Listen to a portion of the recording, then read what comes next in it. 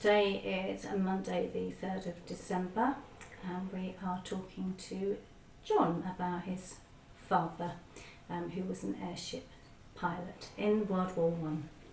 Okay, so John, can you tell us a little bit about the early years of your father? Tell us when and where he was born. My father, William Phillips Clutterbuck Chambers, was born on the 28th of September 1895 near Stroud in Gloucestershire. To his parents, who one was remarried to my grandfather. She came over from Canada and had a daughter who was then latterly married to a Sandeman's Port, and my father had a sister, Etty. My aunt lived in Dieppe, managed to get out during the war and lived at Cow Beach. He entered Osborne House, the Isle of Wight, September 1908, and I believe Prince Edward of Wales was there at the same time, so they must be in similar age. He entered Dartmouth in 1911, and his results were given in 1912, and he was 52 out of 71 and had a Class 3 certificate. He was appointed a midshipman on the 9th of May 1913 to HMS Dreadnought at Portland. Now, the HMS Dreadnought was the fastest battleship going because it was the first ship to have steam turbines. And then in 1915 of March, he joined the Royal Naval Air Service for a free balloon course and flew SS-1 for a week in May. On August the 8th of that year, he flew the SS-13 at Kingsnorth, and he went across channel on cross-channel patrols and bomb-dropping practice. On May the 4th, 1916, he flew to Polegate with the SS-13, and Midshipman Goddard joined about this time, and they did night landing practice, Lewis gun practice, reconnaissance, and from July the 2nd to the 8th they dropped a 12-stone weight fixed to a Guardian Angel, and they did photography. And at this time he was changed to the SS-40. And July the 12th he dropped a pigeon basket. July the 27th he dropped a Guardian Angel parachute. He resigned his commission in the RAF. A notification in the London Gazette was of 1st of April 1919. In 1920, my father goes to Burma to work in the teak forests near Rangoon, and for 13 years he worked for Steel Brothers, and I have cinefilm of his activities there plus copious numbers of photos. He finished there in 1933, and he moved to Birchlands Waldron, Moat Lane, to fatten chicken. It was a main area for fattening chicken, and they used to send them on the train at Heathfield and Horham to go up to London.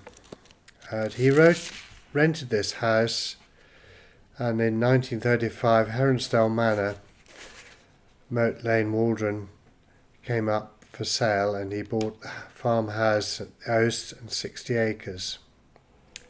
In 1937 he got married to my mother, namely Mary Coland, both having an affinity for Dandy Dinman dogs. In 1942 January I was born. In 1943 December my sister was born. During the war my father was in the Home Guard, and they used to carry out exercises with Canadian troops billeted around in the area, and the locals were past masters at camouflage and beat the Canadians hands down. The locals used to move when the lorries or buses were going down the road, and the Canadians seemed to go on the skyline. That's the story he told me. In 1940 October, a Messerschmitt 109 was shot down and landed in the wood at R.N.A.S, so it had to be guarded. A local boy tells me he went down and had to take cover behind trees to avoid the bullets flying around, and he's still around now.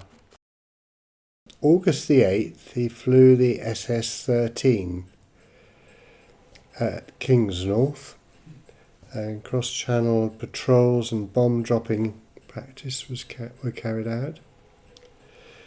May the 4th, 1916, he flew to Polegate with the SS-13, and Midshipman Goddard joined about this time. Yeah, he knew him, and I've even got the toasting fork that he gave my parents for their wedding, which was in 1937. My father was billeted in the one at Tea Gardens, and his memory was having strawberries and cream for breakfast.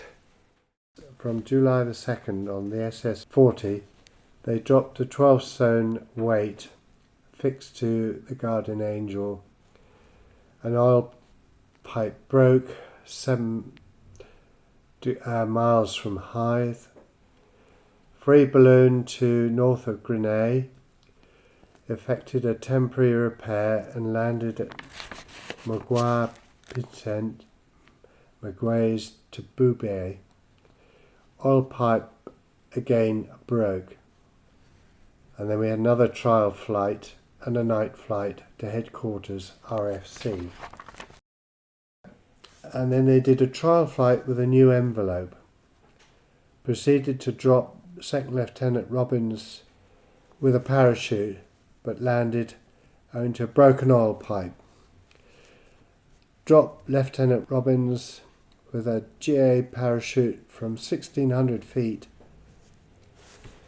and secondly an engine trial. August 16th in the SS-14 returned with engine trouble, and the 17th a night flight, and the 21st and 22nd did reconnaissance and return owing to bad visibility. 1917, January the 29th, he was on a trial flight. Ship became very heavy, lost control and crashed. And he was up at 800 feet then. Reading that book, it was pretty hairy actually.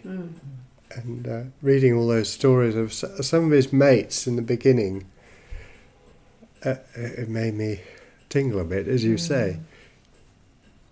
I think he learnt to be calm. And he was a fairly calm character unless something upset him.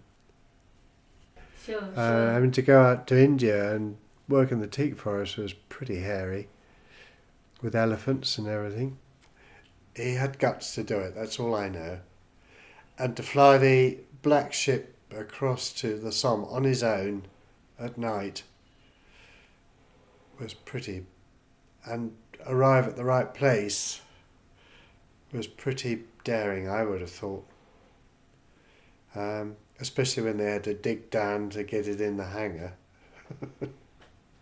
The black ship was the SS-14 was an ordinary airship which they enlarged so they could go up higher to say 13,000 feet, so that the British troops wouldn't shoot at the balloons, the air balloons or blimps, during the war in the trenches in France. And what happened, the Germans were told not to shoot at any air balloon because they'd shot several Zeppelins down.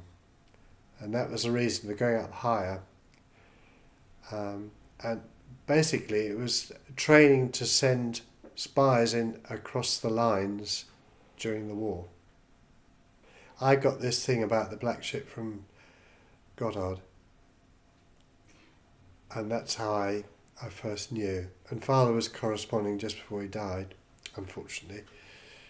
And the same with, he wrote to my father, and I've got correspondence to my father from him. Is that information in the logbook? No, it's all highly secret. Okay.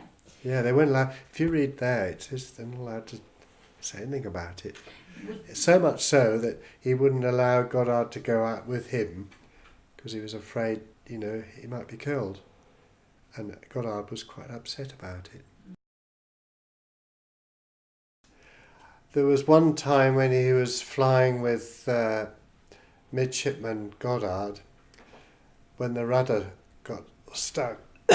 And this is because the chain came off the sprocket. So Father said, don't worry, we'll go around an elliptical circle. And I think the story was that when they got to a certain spot, they'd go fast, and then when they wanted to turn round, they would go slowly. And eventually they arrived on the landing strip at Polegate, safely. Yeah, Father got the standard medals at the end of the war, the Pipsqueak and Wilfrid. He was mentioned in dispatches, but never got another medal for his bravery going over to the Somme. I think he's very brave, and on his own. And how he got to that hangar, I just don't know. Because he didn't have a navigator, which was Midshipman Goddard who used to do the navigating for him. And to land and say they couldn't get it in the hangar and you have to dig all night, I mean, it beggars belief, to be honest. Do you feel proud of your father? Very. Yeah. Well, I never knew what he got up to, and if I'd known, he might have said more. But, they climbed up over the First War, didn't they? And it was quite frightening what they got up to. Brave.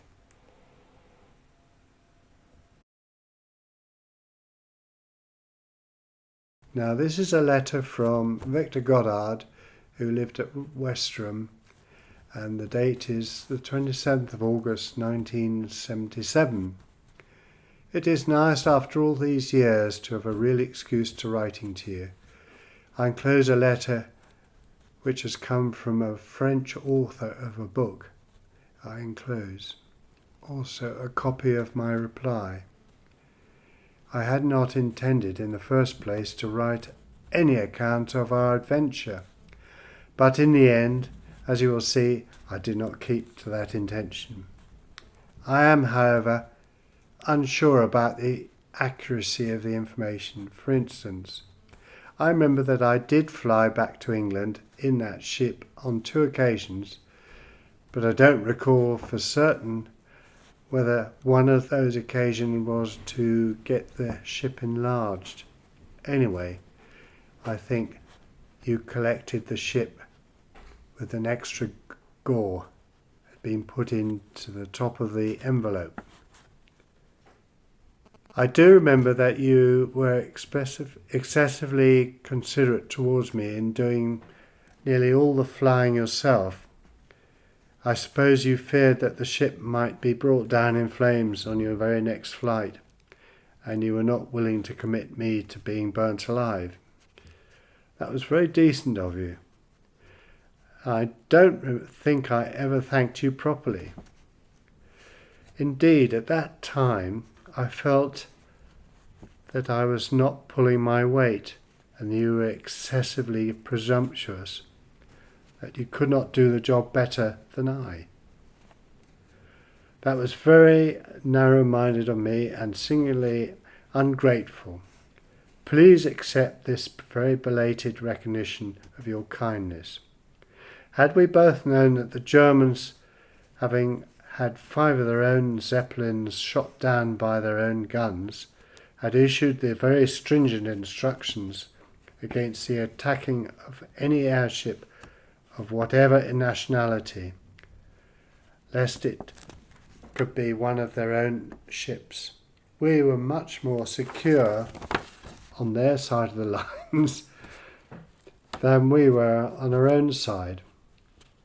You will remember that after recrossing the lines, the rule was to come down to the lowest height possible and return at very slow speed with engines throttled back and singing loudly songs that would only be sung by men of the BEF. That was after you had been shot up by our own people or by the French.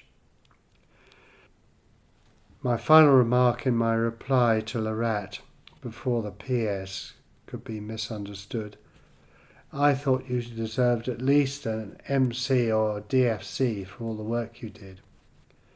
I hope all goes well with you despite our old age. Yours ever, Victor Goddard. Thank you for your letter of this month. I'm not completing the form which you enclosed because I doubt whether the information which I could supply would be of any value to you. At the outbreak of the war in August 1914, I was in the Navy, a junior officer in HMS Victorious. I transferred to the airship section of the Royal Naval Air Service in May 1915 and went to France at the end of June 1916 to be stationed with the SS-40 at Beaubert-sous-Canche near Arras. The Royal Engineers had built a hangar for the airship at that place. I was stationed there throughout the Battle of the Somme and returned to England at the end of November 1916. The purpose of this assignment was to drop agents, normally called spies, on the other side of the lines, and after a period of 3 weeks to pick them up again from the air, without landing the airship, except momentarily at a predetermined place. Fortunately, no agents were willing to take the risks involved in such an enterprise. Consequently, the airship was employed exclusively in night reconnaissance to determine enemy movements by road and rail. The airship only flew on dark nights. The purpose of the enterprise originated in the fact that the Germans had installed along the whole of the Dutch frontier an unclimbable fence in order to prevent the return of agents who had been dropped in their territory by the landing of aircraft in daylight. When the frontier fence was erected, agents could no longer return to England via Holland. At that time, aeroplanes did not fly at night. The SS-40 was doped to be black on the underside, and a special blower was fitted so that the envelope could be kept in shape when the engine was ticking over and the engine was hovering. A special silencer was also incorporated. At the time of this employment, I was a sub-lieutenant. My commanding officer was also a sub-lieutenant by name of W.P.C. Chambers. His address is Poppins, Crossenhand, Heathfield, Sussex. The information gained on reconnaissance was not important. The Germans had already enforced very strict blackout regulations for reasons of safety. The SS-40 was required to fly to a maximum height of 13,000 feet. Initially, the maximum height to which the ship could ascend was only 13,100 feet. For that reason, I flew back to England, where the envelope was enlarged to enable her to ascend to 10 times that height. If this account reveals anything, it is that general staffs at that time were totally ignorant of the practicalities of airship flying and the observation from the air at night. Incidentally, it could be said that junior airmen like Chambers and myself were too prone to accept orders from higher authority without questioning. Chambers was mentioned in dispatches. Yours sincerely, Victor Goddard. P.S. The name of the unit was so secret that I cannot recall that we had a name. But we were attached to the 3rd Battalion Royal Flying Corps, and our landing party were permanent base men, 40 in number. Our observers were 2 army officers attached to the RFC, by name of Robbins and Gregg. The latter did not care for the employment and was allowed to withdraw. Robbins did most of the flights. Now, I've got a reply here from my father. Dear Victor, thank you for your welcome letter after all these years. You make me blush to think how mean and overbearing I was hogging all this operational flying. My only excuse is that there was so little of it under the conditions imposed. Perhaps if I had been less greedy, more might have come out of the submission. Some people get wonderful ideas and they have to be tried out. Looking back, my great consolation was meeting that great man, Boom Trenchard, and his wonderful staff. Also, it emphasised the severe limitations of lighter-than-air machines. My only real criticism of your letter to Monsieur Lerat was that the airship ceiling was 9,000 feet, and we were instructed to come down after crossing the line. The main problem was one of speed at these heights, the westerlies just about equaling our massive speed of 45 knots.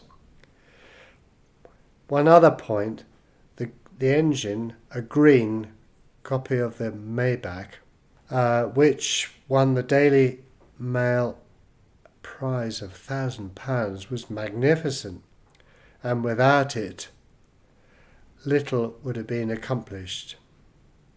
It was never generally adopted. Big business.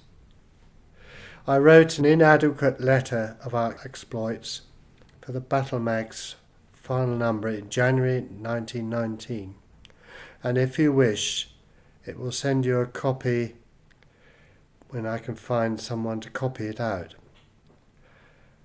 I finished up at Lonside, Aberdeen, before going out to Burma, where in due course C.R. Robbins, the observer, became the D.C. Forests, where I was working with my steam donkeys. My son John got married some 8 to 9 years ago and cooked us out of Heronsdale to this bungalow near the windmill. We're getting a bit decrepit with AD, but still carrying on with the help of John and outside. I believe you had a visit from Brian Turpin about our exploits after he left me. These are various items that my father saved after the war. There was an epaulette, a cap badge, or cap badges, and the stripes that go on your arms, a ceremonial sauce with his initials on, and his name tag if he got killed or lost. Also, there was some goggles there which I assume he flew with when flying the air balloons or blimps.